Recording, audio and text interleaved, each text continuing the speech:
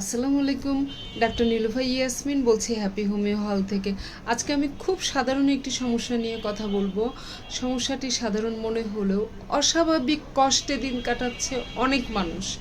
সমস্যাটি হচ্ছে পর্যায়ক্রমে কষা ও পাতলা পায়খানা। কখনো কষা কষা ভালো হয়ে গেলে পাতলা, পাতলা ভালো হয়ে গেলে কষা। এটি যে এই সমস্যায় না ভুগছে সে বুঝতে পারবে না এটি কত বড় কষ্ট। এটি মূলত হজম প্রক্রিয়ার ভারসাম্য নষ্ট হয়ে যাওয়ার একটি সাধারণ লক্ষণ। একটু বিস্তারিত আলোচনা করি কাদের হয়।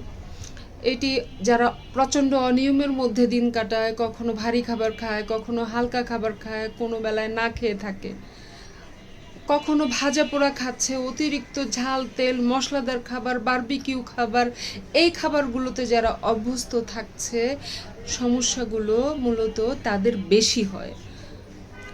এই অনিয়মের মধ্যে যারা যাচ্ছে তাদের লিভার ফাংশন ঠিকমতো কাজ করে না, পিত্তথলি ঠিকমতো পিত্ত রস নিঃসরণ করে না, তাদের এরকম সমস্যা হয়, কখনো পাতলা কখনো কষা। অতিরিক্ত মানসিক টেনশনের মধ্যে যারা দিন কাটাচ্ছে তাদের হজম প্রক্রিয়া বিঘ্নিত হয়। আইবিএস যাদের আছে, পেটে গ্যাস, পেটে ব্যথা, কখনো পাতলা কখনো কষা হয়ে থাকে।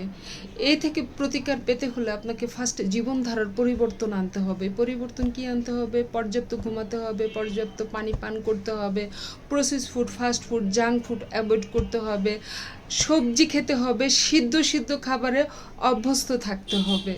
এইভাবে করে জীবনধারার পরিবর্তন করে আপনি সুস্থ থাকতে পারবেন। আমার ভিডিও ভালো লাগলে লাইক কমেন্ট শেয়ার করবেন আর আমার চ্যানেলটি সাবস্ক্রাইব করে দিবেন। ভালো থাকবেন। আল্লাহ হাফেজ।